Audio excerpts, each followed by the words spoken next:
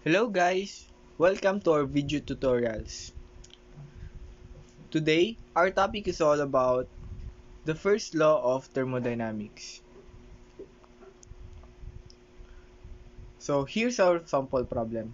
A piston cylinder device initially contains 0.25 kg of nitrogen gas at 100 kilopascals and 120 degrees Celsius. The nitrogen is now expanded isothermally to a pressure of 100 kilopascals. Determine the boundary work done during this process. So, we have our given here for mass 0.25 kg and the pressure 1 and pressure 2, 130 and 100 kilopascal, and our temperature 120 degrees Celsius, plus our gas constant because we will using the formula for ideal gas equation. So now, to find the boundary work, we will find first the volume because that is missing in our given. So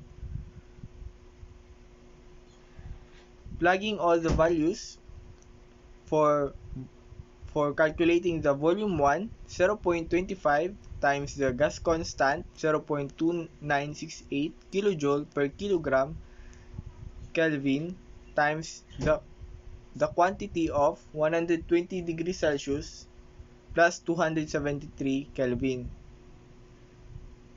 over 100 kilopascal. Now our volume 1 is 0.2243 cubic meter. So in volume 2, the same process, 0.25 times the gas constant, and here our temperature we will add 273 again because we will need to convert it into Kelvin in order to cancel out the units. So our volume 2 is 0.2916 cubic meter. So to find the boundary work, we will use the formula in the lower area. Boundary work is equal to pressure times volume Ln times the quantity of volume 2 over volume 1. Since all of these are given or also